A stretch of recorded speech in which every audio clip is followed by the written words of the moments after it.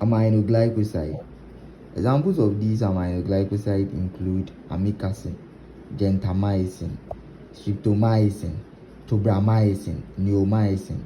It is a bactericidal and active against gram-negative organisms, especially Pseudomonas, and few gram-positive organisms such as Streptococcus and Nocardia species. It is not absorbed from the gut and hence given as injection for systemic infection. Let's look at each of them. Gentamicin. Gentamicin is used to treat serious infection. In blind therapy, it is used in combination with penicillin and metronidazole because gentamicin has a greater gram-negative coverage. Penicillin has greater gram-positive coverage, and metronidazole has greater anaerobic coverage. The loading dose of gentamicin is dependent on the patient's weight and renal function. Hence, adjustments are made to the serum gentamicin concentration in renal impairment patients. Gentamicin requires high doses in conditions such as cystic fibrosis,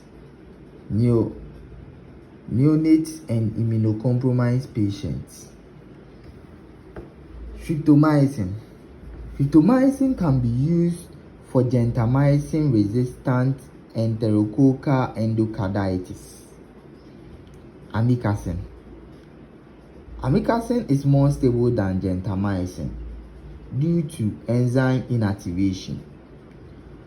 For treatment of gentamicin-resistant gram-negative bacilli, amikacin is always preferred. Tobramycin is similar to gentamicin but more active on Pseudomonas aeruginosa than any other gram-negative bacteria. It is normally administered by nebulizer or inhalation of powder in a cylindrical basis. Anyone taking tobramycin requires 28 days of tobramycin followed by 28 days free interval of tobramycin. It is used for chronic pulmonary Pseudomonas aeruginosa infection in cystic fibrosis. Neomycin. Neomycin is not in injection form. It's used for infection of the skin. Hence, it can be used to reduce bacterial population of the colon prior to bowel surgery. These things, you should know these things when using aminoglycoside.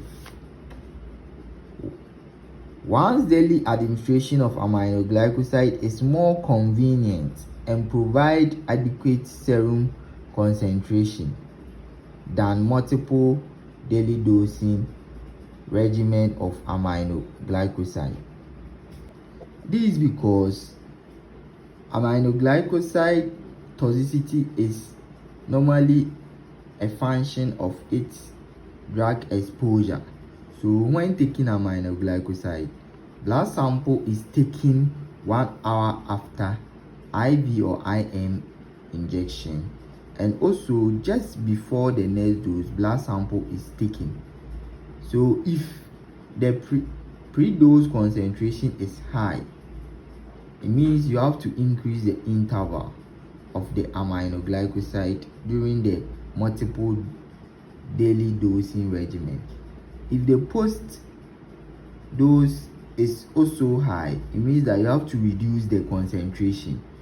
Hence, the once daily dose is more often convenient to avoid these kind of blood sample taking and checking the serum concentration.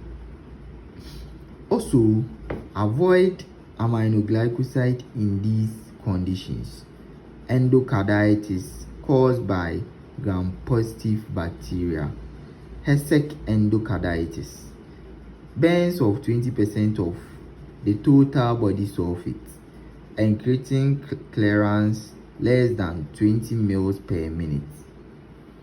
Kindly note, Aminoglycoside is contraindicated in myasthenia gravis as it impairs neuromuscular transmission. Some common side effects of aminoglycoside include nephrotoxicity and ototoxicity. It can cause auditory and vestibular nerve damage. Thank you. Kindly subscribe to this YouTube channel for more medical videos.